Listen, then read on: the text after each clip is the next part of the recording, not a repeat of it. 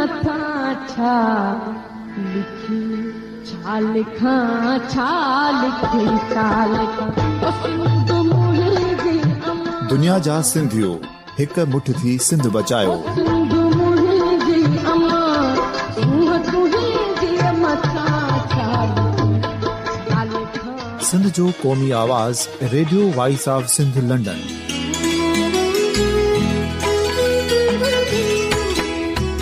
Radio voice of Sindh London पंहिंजी नशरियात में सिंध जी सियासत, समाज, इक़्तिसादियात, तारीख़, क़ौमी उमंगुनि ऐं इख़्लाक़ियात मुतलिक़ सिंध जी हक़ीक़ी तर्जुमानी कंदे प्रोग्रामनि खे असराइतो बणाइण लाइ सिंध जे घण घुरनि ऐं धरतीअ सां प्यार कंदड़ अदीबनि, दानिशवरनि, सहाफ़ियुनि, उस्तादनि, वकीलनि ऐं हर तबिके जे मानवारनि सजणनि खे सिंध में शऊरी इनकलाब लाइ सहकार जो सॾु ॾियूं था।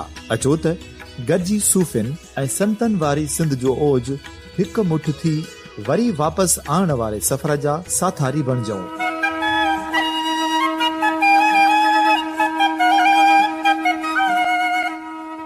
हिकु नए सुबुह जी शुरूआत जो पड़ाॾो घर घर, ॻोठ ॻोठ ऐं शहर शहर ताईं पहुचायो।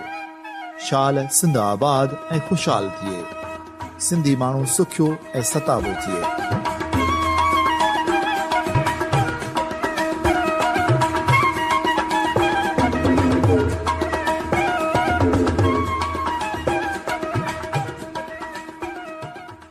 Radio voice of Sindh London जे प्रोग्राम ख़बरुनि जी दुनिया में अॼु 22 अप्रैल 2018 आचर जो ॾींहुं आहे। अॼु जूं अहम ऐं ताज़ियूं ख़बरूं साण करे हाज़िर ख़िदमत आहे अवां जो पंहिंजो मेज़बान फाज़िल चन्ना। सभ खां पहिरीं अहम ख़बरुनि ते नज़र विझंदो थो हलां। अॼु जी अहम ख़बर आहे त दरियाई वहिकरनि में वाध सबबि पंजाब जे हिसे में 13,000 ऐं सिंध जे हिसे में 7,000 क्यूसेक पाणीअ जो इज़ाफ़ो थी वियो आहे, जॾहिं त ग्रेटर थल कैनाल लाइ पुण 2,000 क्यूसेक पाणी फ़राहम कयो वियो आहे। काल अरसा पारां जारी कयल पधिराईअ में ॼाणायो वियो आहे त दरियाई वहिकरनि में 51,000 क्यूसेक पाणीअ जी वाध सबबि सूबनि जे हिसे में बि इज़ाफ़ो कयो वियो आहे। अरसा मूजिबि उतरिन इलाइक़नि में लगातार बरसात सबबि दरियाई वहिकरा 91,000 क्यूसेक पाणीअ मां वधी 1,41,000 क्यूसेक ताईं वञी पहुता आहिनि। जंहिंखां पोइ वारी सूरत हाल खे नज़र में रखी अरसा पंजाब जे हिसे जो पाणी 48,000 क्यूसेक मां वधाए 61,000 क्यूसेक कयो आहे, जॾहिं त सिंध जो 33,000 क्यूसेक मां वधाए 40,000 क्यूसेक कयो वियो आहे। सी जी लिंक कैनाल पुण खोलियो वियो आहे, जंहिंमां ग्रेटर थल कैनाल लाइ 2,000 क्यूसेक पाणी फ़राहम करण जी मंज़ूरी ॾिनी वई आहे, जॾहिं त ख़ैबर पख्तूनख्वा खे 3100 सैकड़ो पाणी न पियो ॾिनो वञे ऐं अरसा बलोचिस्तान लाइ 4,000 क्यूसेक पाणी ॾियण जी बि मंज़ूरी ॾिनी आहे। बलोचिस्तान जा कैनाल 1 मई खां पोइ खोलिया वेंदा। हिन वक़्तु तरबिला डैम जो हेठाऊं वहिकरो 30,000 क्यूसेक मां घटाए 22,000 क्यूसेक कयो वियो आहे, जॾहिं त मंगला डैम जो हेठाऊं वहिकरो 25,000 क्यूसेक मां वधाए 28,000 क्यूसेक कयो वियो आहे। अहम ख़बर आहे त सुप्रीम कोर्ट जे चीफ जस्टिस मियां साकिब निसार चयो आहे त आइन खां मथां कुझु बि करण लाइ तयारु नाहियूं ऐं जुडिशल मार्शल लॉ खे ज़हन मां कढियो वञे। लाहौर में ईवान इक़बाल में ख़िताब कंदे चीफ जस्टिस चयो त अदलिया आज़ाद आहे, कंहिंजो दबाव क़बूल न कंदासीं। एंकरस चवनि था त मार्शल लॉ कंहिंखे हणणी आहे ऐं कंहिंखे लॻाइणी आहे। क़ाइदे आज़म जे मुल्क में रुगो जमहूरियत रहंदी। जंहिं ॾींहुं मार्शल लॉ लॻी ऐं असां ते राताहो हयो वियो, उन ॾींहुं आऊं ऐं सुप्रीम कोर्ट जा मुंहिंजा 17 जज न हूंदा। चीफ जस्टिस चयो त इहो ज़हन मां कढी छॾियो त supreme court judicial martial law आणी रही आहे। जुडिशल मार्शल लॉ जो आइन में को बि वजूद न आहे या कंहिंजे दिल जी ख़्वाहिश थी सघे थी, असांजे ज़हन में न आहे। आइन खां मथां कुझु बि करण लाइ तयारु न आहियूं। अवाम जे हक़नि लाइ विढ़ंदासीं। जे ॾींहुं लॻो त क़ौम गॾु न आहे, असां पोइते हटी वेंदासीं। चीफ जस्टिस चयो त केरु हणंदो मार्शल लॉ, कंहिं में हिमत आहे? को बि फ़ैसिलो करियो त जुडिशल मार्शल लॉ जो गोड़ थिए थो। जुडिशल मार्शल लॉ जूं ॻाल्हियूं कंदड़ पंहिंजो ज़हन साफ़ रखनि। सुप्रीम कोर्ट जा 17 जज मार्शल लॉ लॻाइण न ॾींदा। मुंहिंजे नज़र में सभ खां अहम शइ तइलीम आहे। अॼु पंजाब यूनिवर्सिटीअ जे 80 केनाल ज़मीन हुकूमत खे ॾियण जो नोटिस वरितो आहे। एराज़ी गिर्ड स्टेशन लाइ ॾिनी वई आहे, पर तइलीमी इदारे जी ज़मीन हुकूमत खे छो ॾिनी वई? तइलीम बाबति कंहिं बि शइ ते समझोतो न कंदुसि। चीफ जस्टिस जो वधीक चवणु हो त बुनियादी हक़नि जी फरहामीअ जी ज़िमेवारी रियासत जी आहे। मूं बुनियादी हक़नि जी फरहामीअ जो को कमु कयो त छा ग़लति कयो? जंहिं वोट जी इज़त जो मुतालबो कयो वञे थो, उन जो क़दुरु ऐं अज़मत माण्हुनि जी ख़िदमत आहे। वोट जो क़दुरु ऐं इज़त इहा आहे त उहे बुनियादी हक़ अवाम खे ॾिना वञनि जेके आइन ॾिना आहिनि। क़ौम जी ख़िदमत करियो। असां अहम केस ॿुधी रहिया आहियूं, पर इल्ज़ाम आहे त असां अहम केस डील न पिया करियूं। जेकॾहिं पंहिंजी जाइ ते कमु ठीकु थिए त अदालतुनि ते बार न पवंदा। 4 भेरा दोस्तनि खे चयो त पघार छॾण लाइ तयारु आहियां। चीफ जस्टिस चयो त पंजाब ऐं ख़ैबर पख्तूनख्वा जी हालत बि बहितर न आहे। आर्टिकल 25A तहत ॿारनि खे तइलीम जी मुफ़्त फरहामी बुनियादी हक़नि में शामिल आहे। इहा रियासत जी ज़िमेवारी आहे, पर जॾहिं रियासत ज़िमेवारी पूरी नथी करे त कंहिंखे ख़िला खे भरण लाइ अॻिते वधणो पवंदो। ऐं कंहिंजे ज़ाती एजेंडा ते कमु न पियो करियां। लहनत आहे पॉपुलिस्ट जज ते। कुझु चवां त बड़धक मची वञे थो। मूं वटि पंहिंजा जज वधाइण जो इख़्तियार न आहे। मूंखे वसीला ॾेई छॾियो।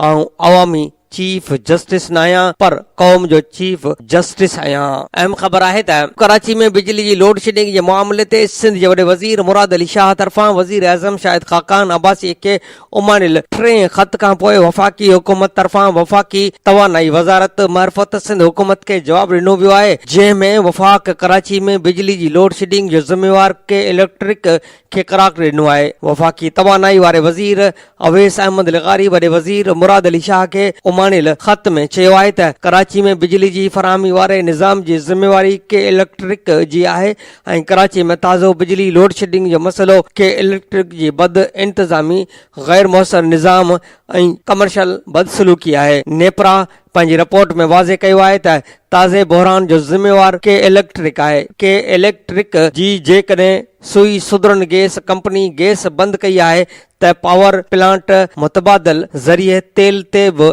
हलाए पिए सघिया। अवैस लिगारी ख़त में वधीक लिखियो आहे त के इलेक्ट्रिक खे सुई सुधरन गैस जूं रहतूं अदा करणियूं आहिनि। जेकॾहिं सिंध हुकूमत के इलेक्ट्रिक खे Karachi water and sewerage board ॾांहुं बिजली जूं रहियल 32 अरब रुपयनि जूं रहतूं अदा करे त मसइलो हल थी सघे थो। तंहिं करे तव्हां मुराद अली शाह इहे रहतूं अदा करण में किरदारु अदा कयो। अहिड़े ख़त मिलण खां पोइ वॾे वज़ीर मुराद अली शाह फौरी तौर अवैस लिगारीअ खे जवाबी ख़त लिखियो त इहे रहतूं वफ़ाक़ी हुकूमत जी ज़िम्मेवारी आहिनि ऐं उन सां गॾु वाटर बोर्ड जा वफ़ाक़ी इदारनि ॾांहुं पाणीअ जे मद में रहियल 18 अरब रुपया बि यादि ॾियारिया आहिनि। वॾे वज़ीर जवाबी ख़त लिखंदे चयो आहे त जॾहिं के इलेक्ट्रिक खे ख़ानगायो वियो तॾहिं सिंध हुकूमत खे मुआहिदे खां बिल्कुलु परे रखियो वियो ऐं सिंध हुकूमत खे उन मुआहिदे में शरीक न कयो वियो हो। एतिरे क़दुरु जो वफ़ाक़ी हुकूमत मुआहिदे जी कापी बि सिंध हुकूमत खे कोन ॾिनी। के ESC जी निजकारीअ सां बिजली जी पैदावार ट्रांसमिशन बिलिंग जी विर्छ ऐं वसूलीअ ते के इलेक्ट्रिक जे हिकु हटीअ जी इजाज़त ॾिनी वई। जेकॾहिं के इलेक्ट्रिक पंहिंजी गुंजाइश मूजिबि बिजली पैदा नथी करे त इहा नेपरा जी नाअहली आहे ऐं इहा नेपरा जी पंहिंजे ख़िलाफ़ चार्ज शीट आहे।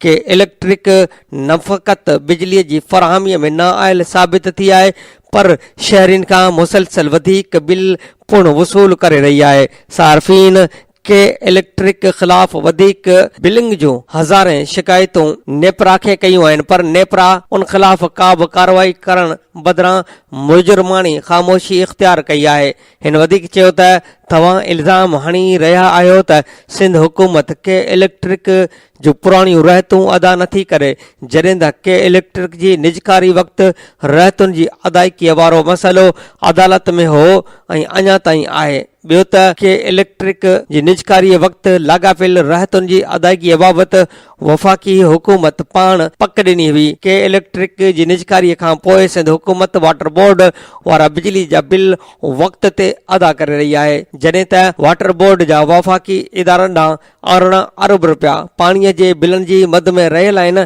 हिन चयो त असां केतिरा ई भेरा वफ़ाक़ी हुकूमत खे चयो आहे त लाॻापियल रहतूं वाटर बोर्ड खे ॾियो, पर अञा ताईं का बि अदायगी न थी आहे। वॾे वज़ीर पंहिंजे ख़त में उन ॻाल्हि जो ज़िक्र पिणु कयो त इदारनि में बिलिंग ऐं गैस जी फरहमीअ वारे झगड़े ते बिजली जी पैदावार सां न ॻंढियो वञे। सिंध हुकूमत घुर थी करे त के इलेक्ट्रिक खे घुर्बल गैस ॾिनी वञे त जीअं कराची जा शहरी लोडशेडिंग मां निजात माणे सघनि। वॾे वज़ीर मुराद अली शाह अवैस लिगारी खे ॿुधायो त मूं वज़ीर आज़म पाकिस्तान खे पिणु चयो आहे त हिन झेड़े जे ख़ात्मे जी ज़िम्मेदारी वफ़ाक़ी हुकूमत खणे। अहम सुर्खी आहे त पाकिस्तान में टुका न लॻण सबबि साल में 30 लख ॿार फौत। हुकूमत टीबी, पोलियो, उरड़ी, कारी खंघ, नमूनिया, डायरिया समेत 10 मर्ज़नि ते ज़ाब्तो आणण में नाकाम वई आहे। हिते सालियानियूं हिफ़ाज़ती टुका न लॻण सबबि 30 लख ॿार मौत जे मुंहं में हलिया वञनि था। वैक्सीनेशन सिर्फ़ 30% ॿारनि खे कई वञे थी। टुका लॻाए लखें ॿार बचाए सघजनि था। डॉक्टर राय मोहम्मद असगर चयो आहे त वालदेन ते इल्ज़ाम मढ़ण कामोरनि जी नाकामी ते पर्दो विझण जे बराबरि आहे। टुका लॻण सां ॿार 10 मूज़ी मर्ज़नि खां बची सघनि था। हिन चयो त वालदेन में ॼाण जी खोट सबबि प्रोग्राम पंहिंजा घुर्बल नतीजा न ॾेई सघियो आहे। हिफ़ाज़ती टुकनि वारे प्रोग्राम जी कामयाबी लाइ वालदेन ताईं ॼाण पहुचाई वञे। हैदराबाद मां बस अहम ख़बर आहे त हैदराबाद में बिटाई आर्ट्स काउंसिल तरफ़ां नाले वारे शाइर ऐं आर्टिस्ट मंसूर सीताईअ जे किताब जहिड़ी सिंध तहिड़ी सीता जी महूरती तक़रीब काल सिंधी लैंग्वेज अथॉरिटीअ में थी, जंहिंमें क़ौमी अवामी तहरीक जे सरबराह अयाज़ लतीफ़ पली जो ख़िताब कंदे चयो त हिन वक़्तु पीपी सियासी पार्टियुनि खे ख़रीद करे वरितो आहे। सोशल मीडिया ते कुझु माण्हुनि जा नॉन इशूज़ जा वाक़िया आणे सिंध जा असुल मसइला गुम कया वञनि था। बिहारियुनि ऐं बंगालियुनि जा शनाख़्ती कार्ड वोट दाख़िल करण ऐं 1.25 करोड़ आदमशुमारीअ जो मसइलो ख़तम थी वियो। सोरठ लोहार जो पीउ गुम आहे, पर हिन केस जो केर बि ज़िक्र नथो करे। इहो सॼी सिंध जो मसइलो आहे, रुगो अकेले सीता शहर जो मसइलो न आहे। लेखक शौकत शोरे ॻाल्हाईंदे चयो त मंज़ूर सीताई 20 सालनि खां लिखंदो रहियो आहे। मूं हिन खे अॻु न पढ़ियो आहे। हिन पंहिंजे शहर सीता जो जेको अक्स चिटियो आहे, इहो हर सिंध जे ॻोठ जो ज़िक्र आहे। सिंध जे हर शहर ऐं हर ॻोठ जी सूरत हाल ऐं तबाही हिकु जहिड़ी आहे। हिन किताब में करप्शन जो वॾो किस्सो ॼाणायो आहे। गुज़िरियल 10 सालनि में पीपी सिंध में वॾी तबाही कई आहे। हिन किताब में सीता जे अहम किरदारनि जो ज़िक्र आहे। हिन किताब में विरहांगे में सीता जे लॾे वींदड़नि जो किस्सो ॾिनल आहे। मंज़ूर सीताई असुल में ड्रामा लेखक आहे। हिन जा डायलॉग तमामु घणा वणंदा आहिनि। मंज़ूर सीताई बहितरीन ड्रामा निगार आहे। तक़रीब में ब्रॉडकास्टर नसीर मिर्ज़ा ख़िताब कंदे चयो त सीता वारनि खे पंहिंजे ॻोठ जी तारीफ़ करण जी ज़रूरत न हूंदी आहे। बिटाई आर्ट्स काउंसिल इदारो फनकारनि ऐं शाइरनि जी मञता कंदो रहियो आहे। हिन चयो त हिन किताब में आयल शाइरी बहर वज़न ते बीठल आहे ऐं उन जो उस्ताद कामिल आहे। मंज़ूर जी शाइरी तब्दीली पसंद सियासी पार्टियुनि जो तर्जुमान शाइर बणिजी साम्हूं आई आहे। मंज़ूर सीताई स्टेज जो वॾो आर्टिस्ट आहे। किताब जे लेखक मंज़ूर सीताई बिटाई आर्ट्स काउंसिल ऐं अयाज़ लतीफ़ पली जे जूं महिरबानियूं मञींदे चयो त असांखे पंहिंजे उस्ताद स्कूल में स्टेज ड्रामा करण जी सिख्या ॾिनी। मुंहिंजो किताब मुंहिंजो पोहरियो आहे। उमेद कयां थो त क़बूल पवंदो। हिन वक़्तु सिंधी मुआशरे मां स्टेज ड्रामा ख़तम थी विया आहिनि। पीरल प्यासी जहिड़े किरदार खे असां वटि यादि नथो कयो वञे। सकाफ़त खाते खे अहिड़ा किरदार यादि न आहिनि जिन खे स्कूलनि में वधाइण जी ज़रूरत आहे। उन मौक़े ते बिटाई आर्ट काउंसिल जे सदर रफ़ीक ईसाणी चयो त हिन वक़्तु स्टेज ड्रामा घटि लिखिया वञनि पिया जिन खे वधाइण जी ज़रूरत आहे। इरशाद अब्बासी चयो त मंज़ूर सिताई अज़ीम लेखक ऐं सुठो आर्टिस्ट आहे। उन मौक़े ते मंज़ूर सिताईअ जो लिखियल स्टेज ड्रामो बि पेश कयो वियो। अहम सुर्खी आहे त नौशरो फिरोज़ में ॿ ॿारड़ा बिजली जे थंभे तां किरी फौत थी विया। ॻोठ सालार ॾाहिरीअ में 14 सालनि जो अब्दुल हई गफूर सोलंगी ऐं रिहान सोलंगी थंभे ते चढ़ी विया। ॿारड़ा बिजलीअ जे तारनि सां खेॾे रहिया हुआ त तारूं छिकजण सबबि हेठि किरी सख़्त ज़ख़्मी थी पिया। वारसनि ज़ख़्मी ॿारनि खे सिविल इस्पताल नौशरो फिरोज़ पहुचायो। ॿ ॿार ज़ख़्मनि जा सूर न सहंदे फौत थी विया। ज़ख़्मी अब्दुल हई सोलंगी ॻणतीअ जोगी हालत में नवाबशाह इस्पताल मुंतकिल कयो वियो आहे। घरनि में रोज़ राड़ो तंदुनि मावरूं बेहोश थी वयूं। अहम सुर्खी आहे त मदे जी वेझो स्कूल जी भित किरी पई, 2 ॿारड़ा फौत थी विया। ॻोठ करमुल्ला बंगलाणीअ में 10 साल अॻु तमीर थियल प्राइमरी स्कूल जो गेट ऐं दीवार ओचितो किरी पिया।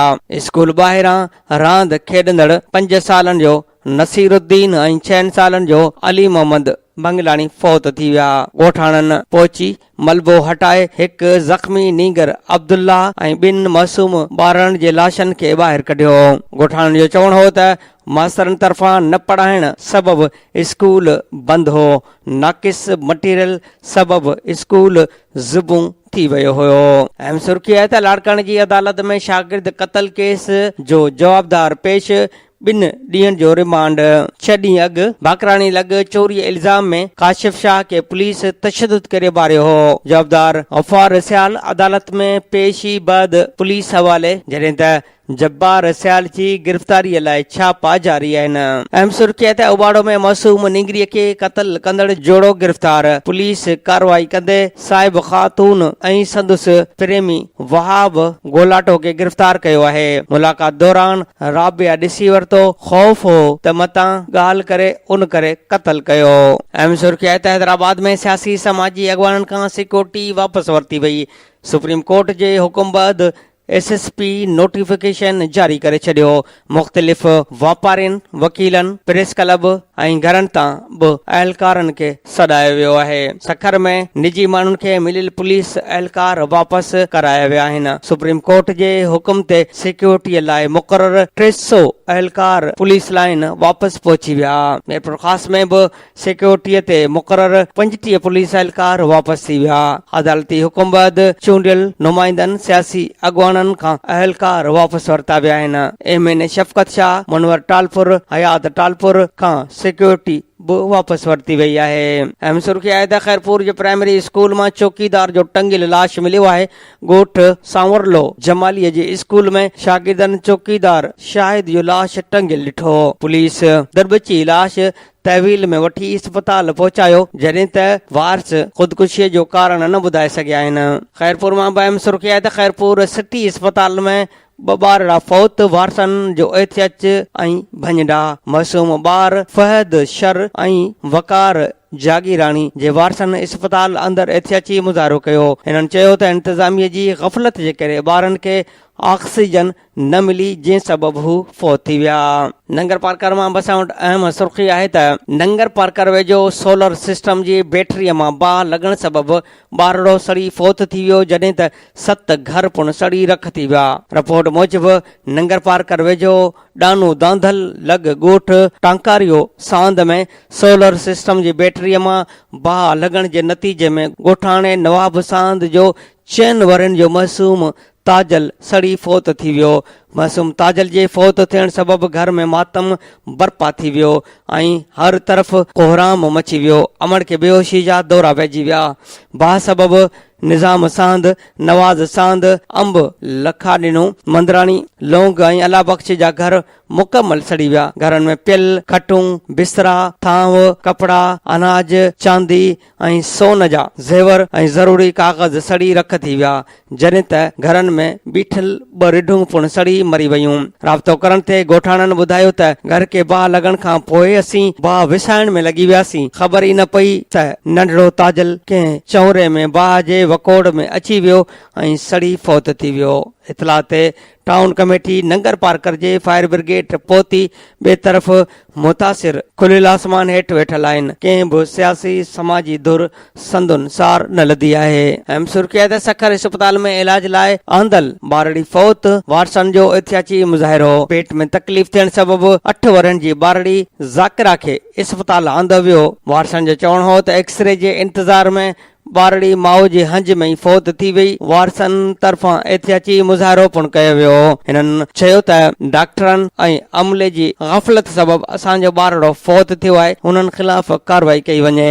जोहीअ मां असां वटि अहम ख़बर आहे त जोहीअ में मुड़ुस जे तशदुद ख़िलाफ़ थाणे ते दाहींदड़ औरत खे हथियार बंदन संदसि माउ जे घरां अगवा करे विया आहिनि। मुग़वी औरत जे माउ दादू ऐं जोही प्रेस क्लब ते पहुची नाठी ऐं संदसि मुबैन हथियार बंदन साथियुनि ते अगवा जो इल्ज़ाम हणंदे धीअ जी ज़िंदगी बचाइण जो मुतालबो कयो आहे। जोही शहर जे हुसैनाबाद कॉलोनियनि जे रहवासन जन्नत लिगारी दादू ऐं जोही प्रेस क्लब में सहाफ़िन आॾो दाहींदे चयो आहे त मुंहिंजी न्याणी ज़ीनत ते संदसि मुड़ुस अली अकबर लिगारी 8 महीननि ताईं क़ैद करे छॾियो ऐं असां सां मिलण न ॾींदो हो ऐं तशदुद कंदो हो। 3 ॾींहं अॻु हिन मथ तशदुद करे केस घरां कढी छॾियो, जंहिंजी NC जोही थाणे ते दाख़िल कराई हुई, पर जोही पुलिस वासर ख़िलाफ़ का बि कार्रवाई न कई हुई।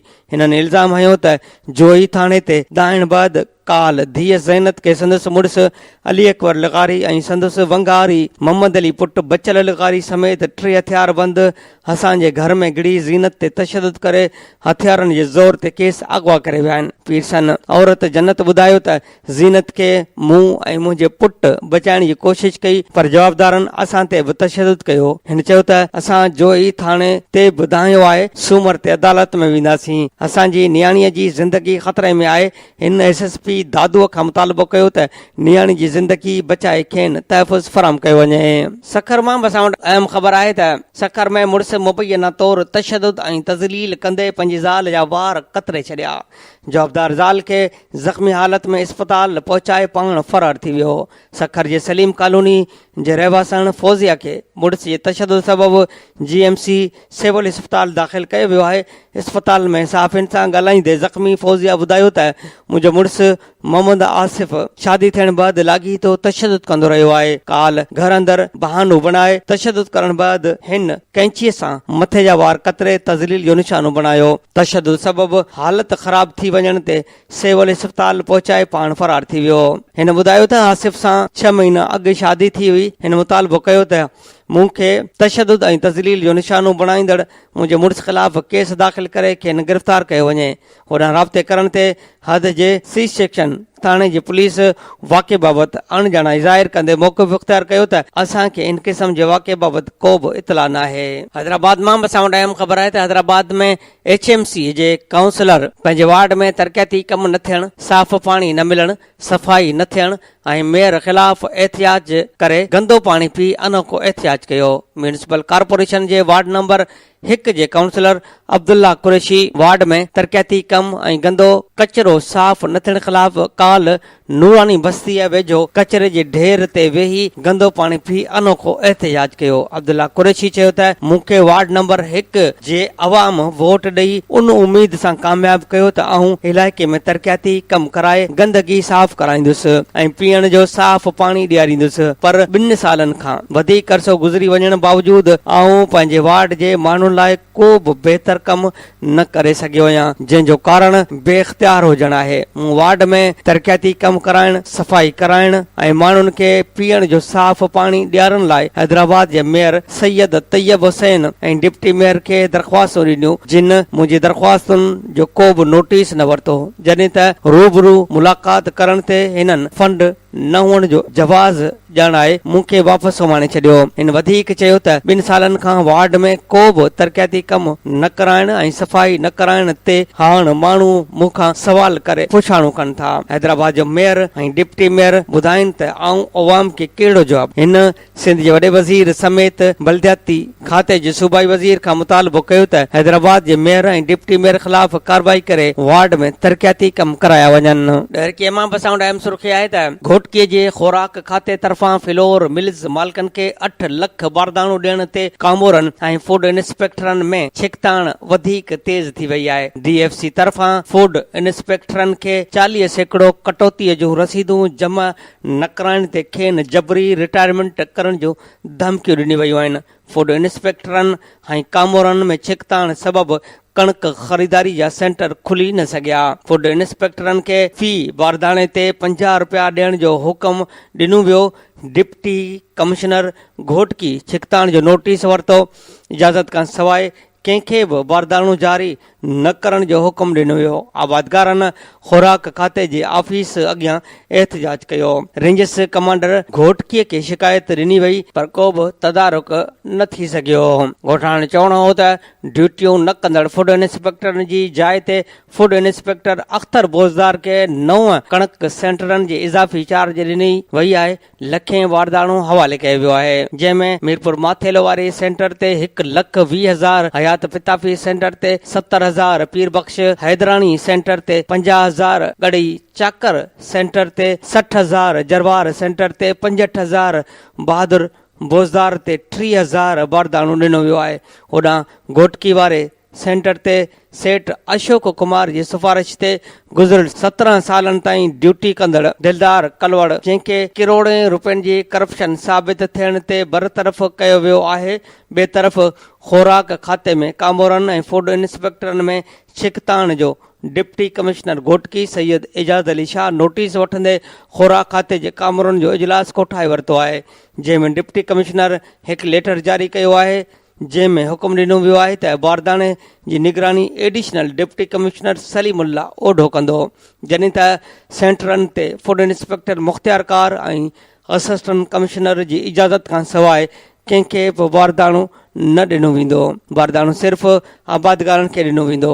होॾां आबादगार जमीयत उलमा इस्लाम, शहरी इताद ऐं ॿियनि तंज़ीमनि जे कारकुननि ख़ुराक खाते जे ऑफिस अॻियां एहतिजाज कयो। उन मौक़े ते JUI general secretary Aladdin Shannu, शहरी इताद जे सदर रईस अला वसायो घोटो मौलाना गुलाम रसूल कलोड़ो, आबादगारनि रईस गुल हसन चाचड़ ऐं ॿियनि चयो त DFC इक़बाल मेमन 8 लख बारदाणो 62 फ्लोर मिल्स मालिकनि हवाले करे छॾियो आहे। कणक जे लाबारे खे महीनो गुज़री वियो आहे पर कणक ख़रीदारी सेंटर खुली न सघिया आहिनि। आबादगार सस्ते अघ ते कणक वापारियुनि खे ॾियण ते मजबूर आहिनि। ॿिए तरफ़ आबादगारनि रेंजर्स घोटकीअ जे विंग कमांडर सां मुलाक़ात करे केस बारदाणो न मिलण ख़िलाफ़ शिकायतूं कयूं। उन मौक़े ते रेंजर्स कमांडर आबादगारनि जो मसइलो हल करण जी ख़ातिरी कराई। अहम ख़बर है त मीरपुर माथेले जे फैमिली पार्क ऐं कम्युनिटी हॉल में पहिरियों घोटकी फेस्टिवल मुनक़िद थियो। फेस्टिवल जो इफ़्तिताह एडिशनल डिप्टी कमिश्नर 1 सलीमुल्ला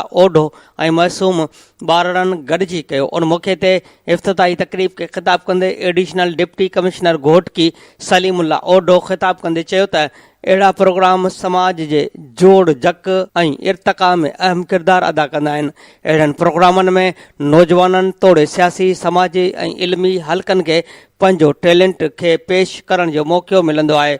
उन मौक़े ते फेस्टिवल में शिरकत कंदड़नि खे ज़िले घोटकीअ बाबति डॉक्यूमेंट्री ॾेखारी वई, जंहिंमें ज़िले घोटकी जे पूरी तारीख़ सांडियल हुई ऐं उनखां सवाइ घोटकी जे तारीख़ ऐं अदब जे हवाले सां सेशन थियो, जंहिंजा मॉडरेटर अयाज़ लतीफ़ दायो, मॉडरेट लाला जावेद शर हुआ। हिन सेशन में रऊफ़ पारस दायो, मोहम्मद दीन राजड़ ऐं जमील सुमरो महिमान तौर शिरकत कई, जिन घोटकी ज़िले जे तारीख़ी मागन बाबति पंहिंजा वीचार वंडिया। इन्हनि चयो त घोटकी जे तारीख़ी मागन में विञणोठ, मीरोज, ढिब, ॾेथरी, ॾमण, सोनारी जी माड़ी, घोटकी जी तारीख़ी जामा मस्जिद, रेणी दरिया समेत मुख़्तलिफ़ माग सिंधी तहज़ीब जा आसार आहिनि। तहक़ीक़ी कमु थियण सां गॾु उन्हनि जे तहफ़ुज़ लाइ पिणु सिंध सरकार ऐं सक़ाफ़त खातो जोगा उपा वठे त जीअं ईंदड़ नसुल ताईं उन्हनि तारीख़ी मागन खे पहुचाए सघिजे।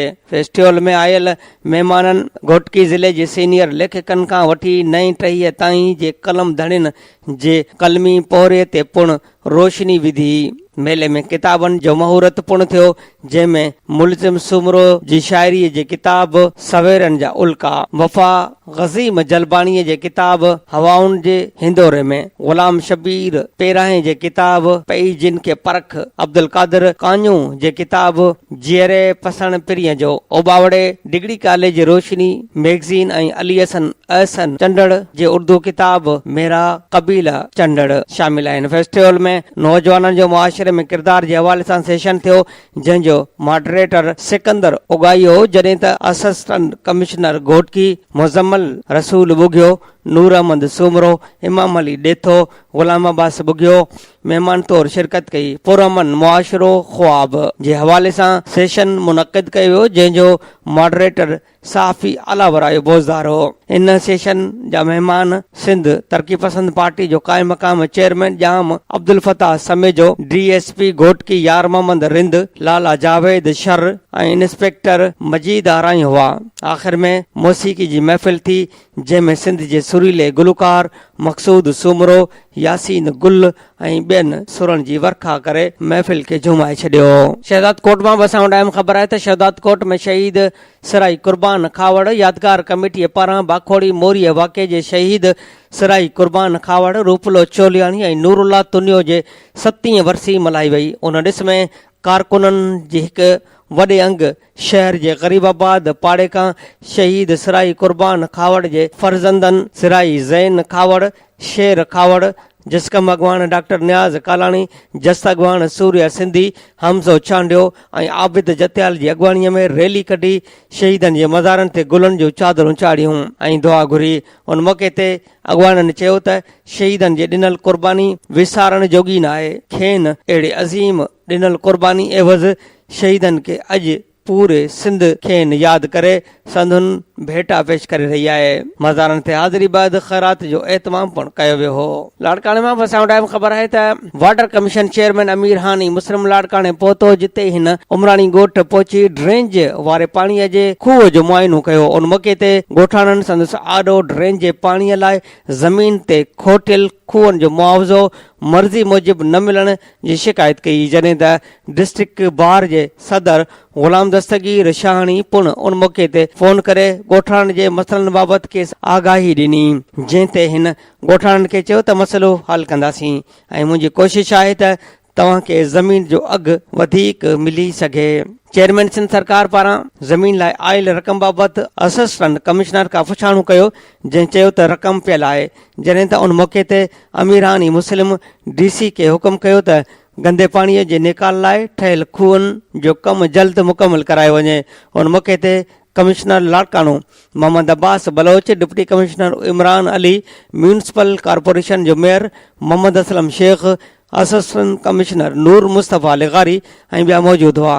जॾहिं त सुबुह जो अमीरानी मुस्लिम जो वॾो भाउ फोत थियण जो इतला खेसि पियो, जंहिंखां पोइ हू कराची लाइ रवानो थी वियो। अहम सुर्ख़ी आहे त मीरपुर ख़ास में हेपाटाइटिस B जूं दवाऊं अणलभ थी वयूं। कामरोन जी नाअहलीअ सबबि प्रोग्राम मरीज़नि लाइ बेलाभ बणिजी वियो। मरीज़ दवाउनि लाइ सेंटरनि जा चकर काटण ते मजबूर थी विया आहिनि। PCR ऐं फाइल ठाराइण जा पैसा वरिता विया, 1 महीने खां रुली रहिया आहियूं पर दवा नथी मिले। मरीज़नि जूं दाहूं मेडिकल स्टोरनि तां 1 महीने जो कोर्स 12,000 में मिले थो, गुर्बत सबबि ख़रीद नथा करे सघूं। हेपाटाइटिस प्रोग्राम जे इंचार्ज जो चवणु हो त दवा मथां खां ई नथी मिले त मरीज़नि खे किथां ॾियूं, हफ़्ते में अची वेंदियूं। Radio voice of Sindh London जो प्रोग्राम ख़बरुनि जी दुनिया में अहम ख़बरूं अवां जे समातुनि जे नज़र कयमि। अवां जी समातुनि ताईं radio voice of Sindh London. Radio voice of Sindh London जे प्रोग्राम ख़बरुनि जी दुनिया में अॼु जो अहम एडिटोरियल अवां जे समातुनि जे नज़र कंदो थो हलां। अॼु जो अहम एडिटोरियल रोज़ाने इम्कान अख़बार में शाया थियल आहे। एडिटोरियल जो उनवान आहे त मार्शल लॉ ऐं फलाही रियासत ॾांहुं वेंदड़ रस्ता। एडिटोरियल में लिखियल आहे त उन में कोई शक न आहे त मुमलिकत इस्लामी जमहूरिया पाकिस्तान जो बुनियाद इस्लामी क़दरुनि जे बुनियाद ते जमहूरी तर्ज़ अमल सां परवान चाढ़ण जी बुनियाद ते थियो आहे। इहा जुदा ॻाल्हि आहे त हिते कॾहिं फ़ौजी जनरलनि इस्लाम जे वाधारे ख़ातिर फ़ौज जो इस्तेमालु करे मार्शल लॉ खां कमु वरितो त वरी कॾहिं जमहूरियत जे वाधारे ऐं सुधारे लाइ अवाम खे इस्तेमालु करे सिविल मार्शल लॉ जहिड़ा नुस्ख़ा बि कत बांधा विया। इस्लामी ऐं जमहूरिया जे बुनियादनि खे साम्हूं रखी ॾिसबो त वाज़े नज़र ईंदो त पाकिस्तान पंहिंजे वजूद खां अॼु ॾींहुं ताईं अधु जमहूरी ऐं अधु मार्शल लॉ ई मुल्क रहियो आहे। उन जे नतीजनि तौरु साम्हूं इहा ॻाल्हि अचे थी त हिन मुल्क जो को माण्हू पाण खे इस्लामी थो सम्झे त वरी को जमहूरी। बहरहाल हतमी नतीजो सदाई ख़तरनाक तरीक़े सां कारीगर नांग वांगुरु कर खणी बीठल नज़र अचे थो। जमहूरियत खे इस्लाम मां ख़तरो आहे त वरी इस्लाम खे जमहूरियत मां ख़तरो आहे। इहे ई पस मंज़र या पेश मंज़र आहिनि जो गुज़िरियल ॾींहुं chief justice Pakistan justice Saqib Nisar चयो आहे त पाकिस्तान जमहूरी मुल्क आहे ऐं कंहिं में हिमत आहे त मार्शल लॉ लॻाए। सुप्रीम कोर्ट जा 17 जज मार्शल लॉ न लॻण ॾींदा। लाहौर में यौम इक़बाल जी तक़रीब खे ख़िताब कंदे जस्टिस साकिब निसार जो चवणु हो त पहिरियां मूं चयो हो त जेकॾहिं ईअं थियो त मां न हूंदुसि, पर हाणे चवां थो त जंहिं ॾींहुं राताओ हयो वियो त उन ॾींहुं सुप्रीम कोर्ट जा 17 जज न हूंदा। जॾहिं त कंहिं जुडिशल मार्शल लॉ जो तस्वर ज़हन में आहे न आइन में आहे। इहो कंहिंजे दिलि जी ख़्वाहिश थी सघे थी। चीफ जस्टिस पाकिस्तान जे ॾिनल राय सां यकीनन के मुतफ़िक़ हूंदा त वरी के असां वांगुरु ख़दशनि जे लीके हेठि पिणु हूंदा, छाकाणि त हिन मुल्क जी तारीख़ ॿुधाए थी त उन जी बुनियाद खां वठी अॼु ॾींहं ताईं हिकु पासे इस्लामी रिवायतुनि खे हुकूमती वहिंवार जो हिसो बनाइण त वरी ॿिए पासे जमहूरी रिवायतुनि खे परवान चाढ़ण जूं कोशिशूं कंदड़नि सियासी बुनियादनि ते हिक ॿिए खे लोहण खां सवाइ अवाम लाइ कुझु बि नाहे कयो। हाणोकी सूरत हाल में पिणु जॾहिं हिकु पासे मुल्क अंदरि जमहूरी बुनियादनि ते चूंडुनि जूं तयारियूं ज़िक्र हेठि आहिनि, ठीक उन वक़्तु मार्शल लॉ जो ज़िक्र बि छिड़ी चुको आहे। चीफ जस्टिस अदलिया जे आला तरीन मनसब ते फ़ाइज़ आहे। उन जी ज़बान मां मार्शल लॉ जहिड़ा लफ़्ज़ निकिरणु फज़ूल नथा चई सघजनि। इहे मुल्क जा सियासतदान ई आहिनि जेके कॾहिं फ़ौजी कॾहिं सिविल त वरी हाणे अदालती मार्शल लॉ जो ज़िक्र ख़ैर कंदा रहनि था। अहिड़ी सॼे तसवुराती ख़्याल खे जेतोणीकि चीफ जस्टिस मियां साकिब रद्द करे चुको आहे, पर मुल्क जी तारीख़ खे साम्हूं रखण बि वक़्तु ऐं हालतुनि जी दानिशमंदी चई वेंदी आहे। Radio voice of Sindh London जे प्रोग्राम ख़बरुनि जी दुनिया में अॼु जो अहम एडिटोरियल जेको इम्कान अख़बार मां चूंड कयो वियो उनवान हुयो मार्शल लॉ ऐं फलाही रियासत ॾांहुं वेंदड़ रस्ता। अव्हां जे समातुनि जे नज़र कयुमि। हाणे अव्हां जे समातुनि ते अॼु जो चूंड मज़मून जेको तहरीर कयो आहे दस्तगीर भट्टी, उनवान आहे नफ़रतुनि ऐं मुफ़ादनि जी सियासत केसि ताईं। दस्तगीर भट्टी पंहिंजे कालम में लिखे थो त सिंध यूनिवर्सिटीअ पारां कुझु ॾींहं पहिरियां जारी कयल नोटिफिकेशन जेको तब्दील बि थी चुको सिंध में ॿोलीअ वारे मामले ते फ़सादी ज़हनियत रखंदड़ माण्हुनि खे भुल ॾेई छॾियो त हू लिसानी नफ़रतुनि जी छिणग खे बम्बट बणाइनि। सिंध असेंबलीअ में MQM जे पार्लियामानी अॻवान इज़हारुल हसन ऐं उर्दू मीडिया जे नमूने नफ़रतुनि जी बाहि ते तेल विझण वारो कमु कयो आहे, तंहिंखे ॾिसी ऐं ॿुधी मूंखे 1973 वारो ज़मानो यादि अची वियो जॾहिं सिंध जे तॾोके चीफ मिनिस्टर मुमताज़ अली भुट्टो सिंधी ॿोलीअ जो 1948 खां अॻु वारो असलूको स्टेटस बहाल करण ख़ातिर सिंध असेंबलीअ मां क़ानून पास करायो, जंहिं मुताबिक़ सॼी सिंध में सिंधी ॿोलीअ खे सरकारी लिख पढ़ लाइ स्कूलनि ऐं दफ़्तरनि में साॻी रीति इस्तेमालु कयो वेंदो जीअं गुज़िरियल सदियुनि खां थींदो रहियो आहे। उन ज़माने में कराची मां चूंडियल मुहाजिरनि जो लीडर ज़हूरुल हक़ भोपाली हो, जीअं अॼु इज़हारुल हसन आहे। ॿिन्ही ॼणनि असुल ॻाल्हि खे सम्झण ऐं परखण बिना ग़लति बयानीअ जो हिकिड़ो तूफ़ान उथारे छॾियो। हिकु वॾी उर्दू अख़बार उन ख़िलाफ़ फ्रंट पेज ते रईस अमरवेई जो शेर 8 कालमी हेडलाइन करे लॻायो। उर्दू का जनाज़ा है बड़ी धूम से निकिले। जीअं ई उन सुर्खीअ सां हीअ ख़बर छापी वई त सिंधी ॿोलीअ खे सरकारी ॿोली करार ॾियण सां उर्दू ज़बान जो देहांत थी वेंदो, उर्दू ॻाल्हाईंदड़ आबादीअ सां वॾी वेधन थींदी, त उन ते हड़ताल जो सॾु ॾिनो वियो। लालू खेत खां ब्रस रोड ताईं कराचीअ जे रस्तनि ते टायरनि खे बाहियूं ॾेई सॼो शहर बंदि कराए छॾियाऊं। इतफ़ाक़ सां इहो जुमे जो ॾींहुं हो। 1973 में कारोबार ऐं बाज़ारूं जुमे वारे ॾींहं ते बंदि हूंदियूं हुयूं।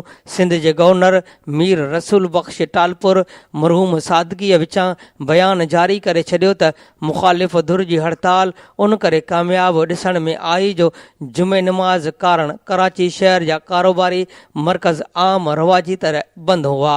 हक़ीक़त में हड़ताल नाकाम थी आहे। उन बयान बरंदीअ खे वधीक ॿारियो ऐं ज़हूर भोपालीअ चैलेंज कयो त असां आचर ते ॿीहर हड़ताल कंदासीं। आचर ॾींहं ते त शहर जे घिटीअ में बाहियूं ॿारे छॾियाऊं। ट्रैफ़िक बंदि थियण सां गॾोगॾु कारोबार बि ठप थी वियो। सिंधियुनि ते हमला बि कया विया।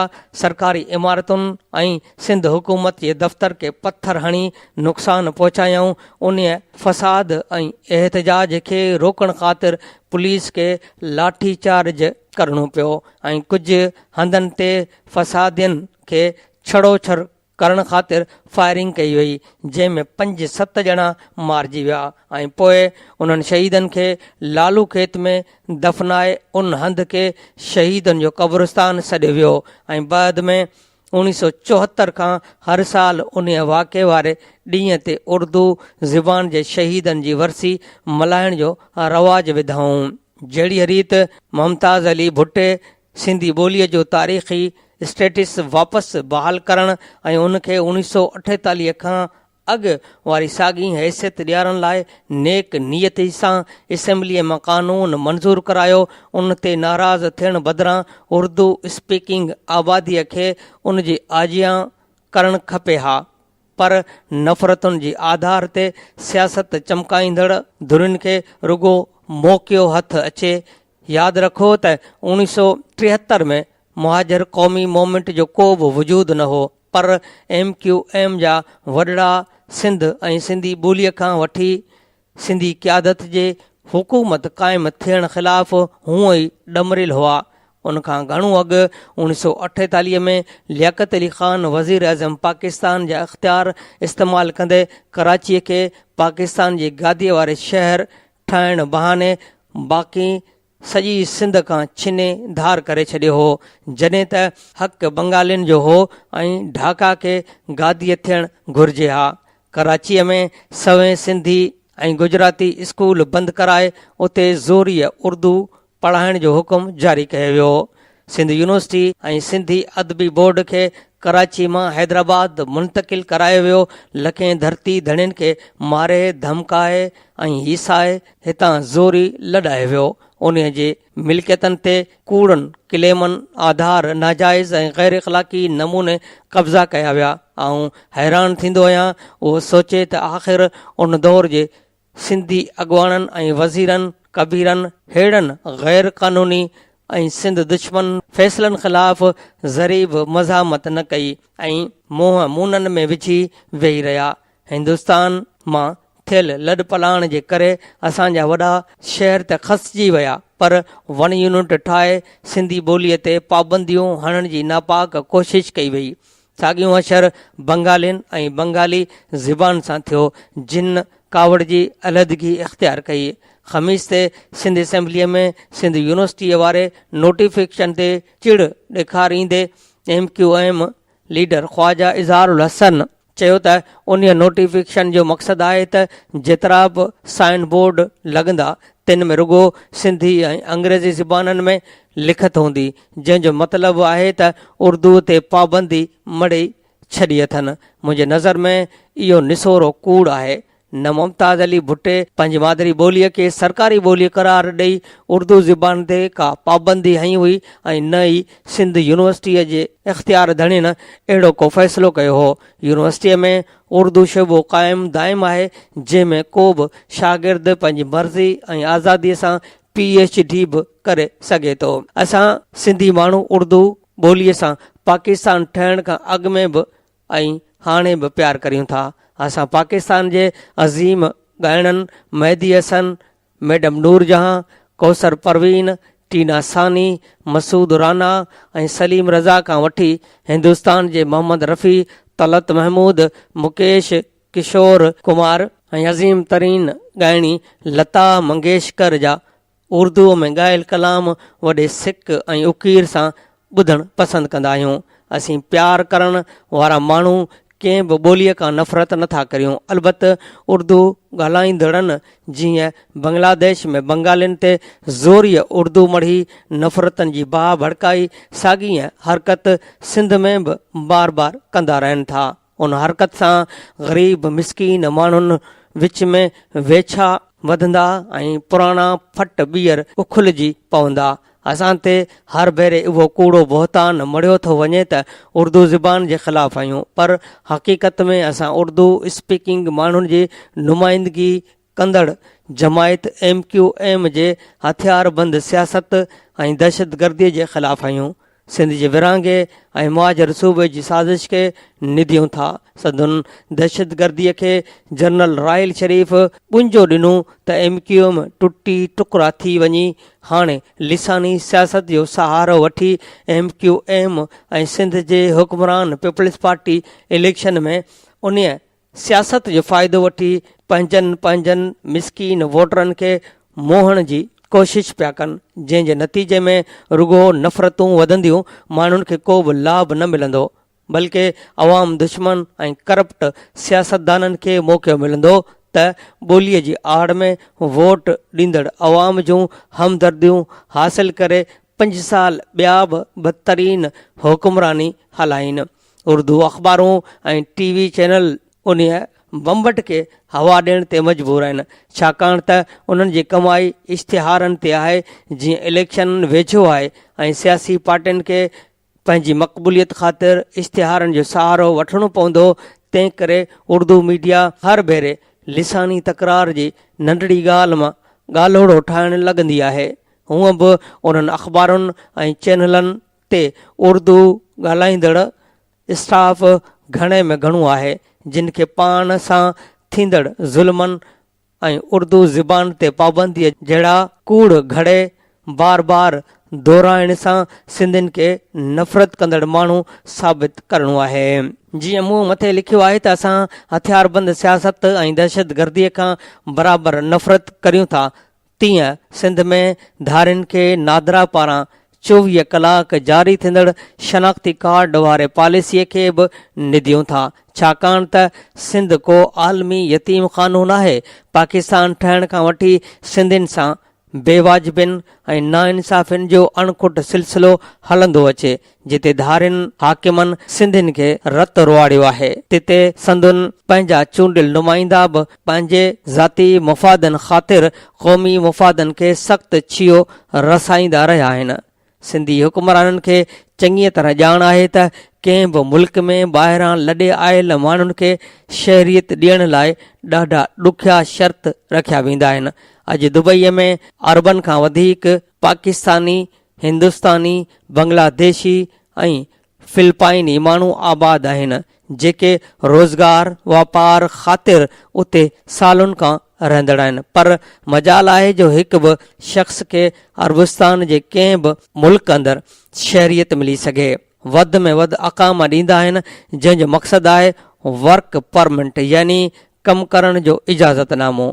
आख़िर हू छो नथा ॾियनि। पंहिंजनि मुस्लमान भाउरनि खे शहरियत जेके उते 30-40 सालनि खां आबाद आहिनि, छाकाणि त अरबन खे ख़बर आहे त इहो कमु शुरू कंदा त पाण अक़लियत बणिजी वेंदा। हिते असांखे अक़लियत में आणण ख़ातिर एतिरा त हीला हलाया विया आहिनि जो हाणे सिंधी माण्हू बग़ावत करण ते मजबूर थींदे ॾिसां पियो।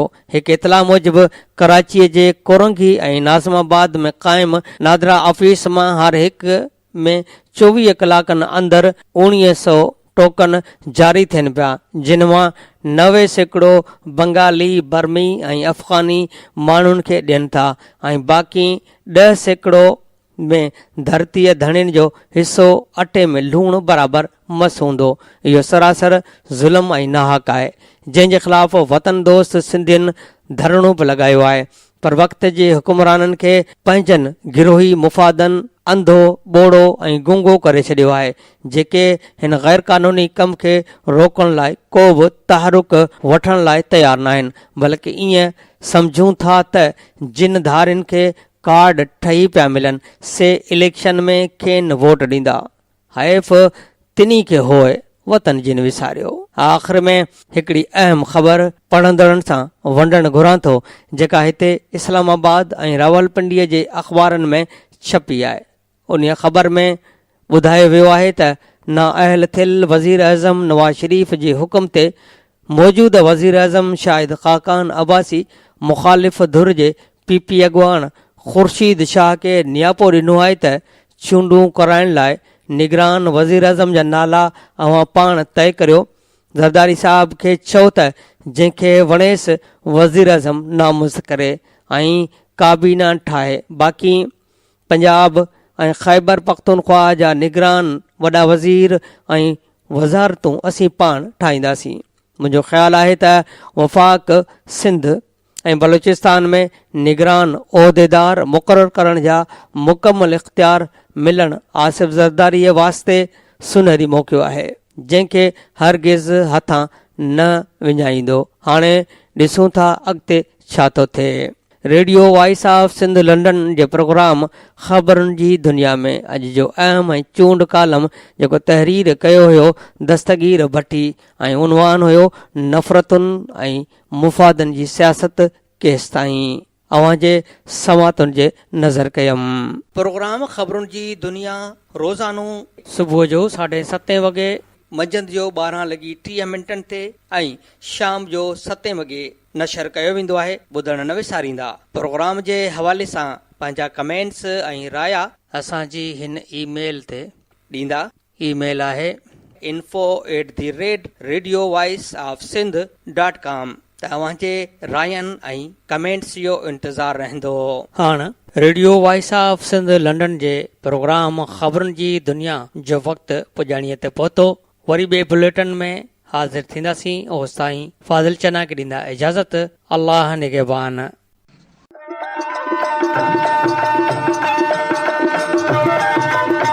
दुनिया जो पहिरियों Sindhi web radio voice of Sindh London पंहिंजी नशरियात में सिंधी कम्यूनिटीअ जो क़ौमी, समाजी ऐं सक़ाफ़ती तर्जुमान जी हैसियत में कमु करे रहियो आहे। मुख़्तलिफ़ प्रोग्राम ऐं लोक मौसीक़ी वसीले दुनिया जे सिंधियुनि खे हिकु लड़ीअ में पोइण जी कोशिश करे रहियो आहे। Radio voice of Sindh London खे सिंधी वॾे अंग में ॿुधी रहिया आहिनि। रेडियो खे अञा वधीक बहितर प्रोग्रामनि में मुस्तक़िल बुनियादनि ते हलाइण लाइ सिंधी कम्यूनिटी पारां माली सहकार जी ज़रूरत आहे। सिंधियुनि जो क़ौमी आवाज़ radio voice of Sindh London कारोबारी न पर निज सिंधी कम्यूनिटी बेस्ड रेडियो आहे। माली सहकार लाइ बैंक अकाउंट जा तफ़सील रेडियो जी वेबसाइट ते मौजूदु आहिनि।